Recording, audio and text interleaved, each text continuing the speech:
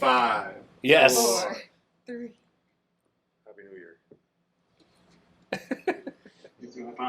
Well, that's the thing that kind of comes to mind for me is where are the best product managers coming from right now? Because a lot of people don't go to college and learn to be a product manager. They typically arise from one position or another. And if they're coming out of marketing, they're probably going to be a little bit more marketing-minded and metric-minded, like you were just saying. But before you mentioned that they have to be technical now, which is not typically something that a marketing, or at least they should be open to becoming more technical, and it's not something that a marketing person is used to a lot of times. I think they're hyper focused on, a little bit measuring and researching and empathizing with the customer and that kind of thing, and letting the technical people do the technical things. So where are they coming from now, and how are they kind of making up for potentially a gap in skill if they come from one side or another? We're trying to figure out how to use small increments of time to drive the product forward, and yet we're still looking for this product owner to understand longer term, this is what's important. So all of these ideas are going to come up, all of this feedback is going to come in as we're iterating our way through this thing, but there's still a prize at the end of this longer term horizon. And if as a product owner, I don't have the mental stamina to say no to all of these tempting ideas along the way that really should just be captured, recorded, and then readdressed at some later time, then I'm giving something up to the product. So I'm trying to think of that professional, back to Rebecca's question of where do they come from? That professional that can say no all the time? Yes, exactly.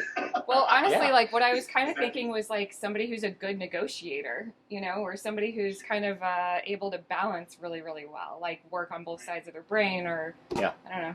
It's like, we're looking for Rocky, but instead of being able to withstand the punch, it's being able to withstand all these ideas that people want you to say yes to, that you have to continuously say no to, and then make them thank you for it. Right.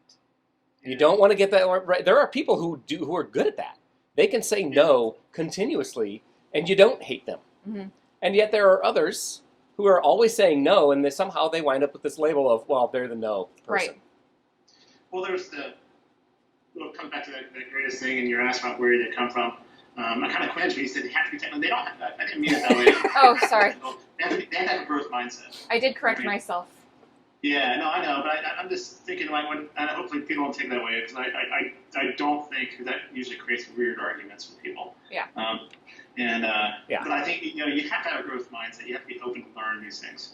But kind of back to this, being able to say no and stuff like that. And again, I'm going to bring it back, a little bit of empathy and be able to learn and things like that, and have an approach, like you said, approaching things from a curiosity. If you approach things from a curiosity, if you have a kid coming to you, your curiosity sake, you try not to get angry with them, right?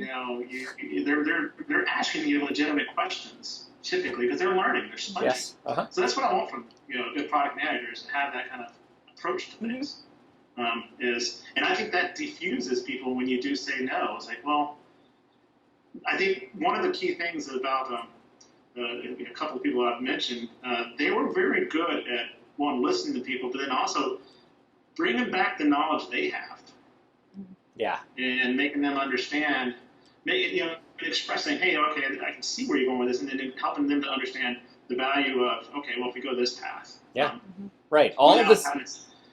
There's technical skills you have to have, but these soft skills of being able to, connect is important, super important.